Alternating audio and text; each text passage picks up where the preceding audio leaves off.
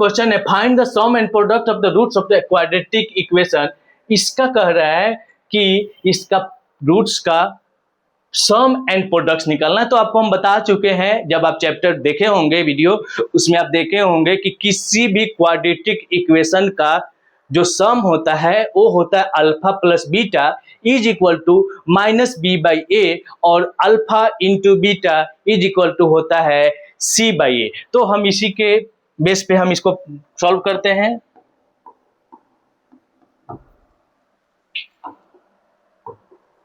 यहां पे लिखेंगे अल्फा पहले, सबसे पहले क्या करेंगे, देखेंगे क्या क्या दिया हुआ है। तो a इज इक्वल टू दिया हुआ है 2, b इज इक्वल टू दिया हुआ है -9 और c इज इक्वल टू दिया हुआ है आपका 4। तो इस केस में हमको अल्फा प्लस बीटा निकालना है।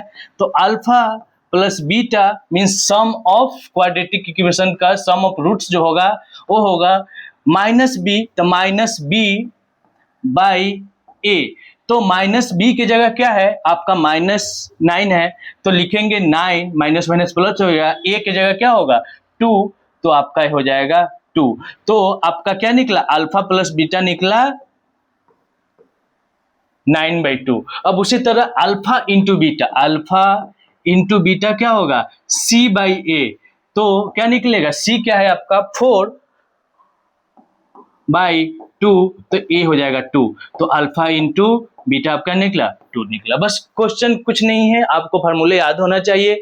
Alpha into beta is equal to होता है c बाई ए, और alpha plus beta is equal to होता है -b by A. Next question देखते हैं। नेक्स्ट जो क्वेश्चन है, आपको बस बेसिक इसका अगर पता हो तो सारे क्वेश्चन आप बना सकते हैं। जैसे हमने अभी आपको बताया अल्फा प्लस बीटा और अल्फा इंटू बीटा, बस उसी के बेस पे ये भी क्वेश्चन है, बस थोड़ा सा आपको घुमाया है, लेकिन क्वेश्चन में कुछ भी नहीं है। ऐसे क्वेश्चन आप देखते ही सॉल्व कर देंगे।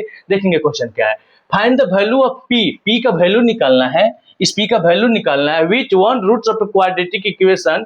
कह रहा है कि एक जो रूट्स है क्वाड्रेटिक इक्वेशन का, इस क्वाड्रेटिक इक्वेशन का is 6 time more than the other. कह रहा है कि इस क्वाड्रेटिक इक्वेशन का जो एक रूट्स है वो दूसरे रूट से 6 गुना ज्यादा है, लेकिन ये हमको ये भी नहीं दिया है कि एक रूट क्या है, मतलब पहला रूट क्या है वो भी पता नहीं है, और दूसरा रूट तो कह रहा है जो भी होगा उससे वो 6 गुना ज्यादा होगा। तो जो हमको पता नहीं है उसी को हम लेट कर लेते हैं। देखेंगे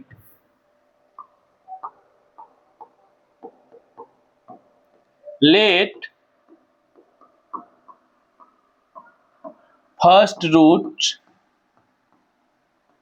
इज इक्वल टू अल्फा। मान के चलते हैं जो पहला रूट है वो अल्फा है, तो दूसरा रूट आपका आसानी से निकल जाएगा, क्योंकि यहां बोल रहा है कि जो पहला रूट है उससे 6 गुना दूसरा रूट है।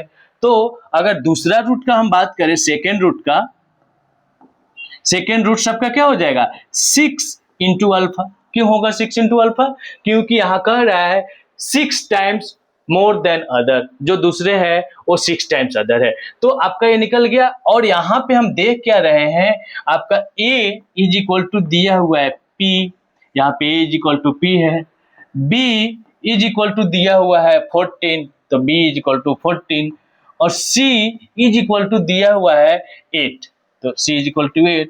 तो अब इसके हिसाब से अगर हम काम करें, इस जो हमको जो डेटा मिला उस पे अगर हम सारे अपना जो फंडामेंटल रूल्स है उसको अप्लाई करें तो देखेंगे, अगर हम करें alpha plus beta is equal to क्या होता है -b बाई ए, -b हो गया।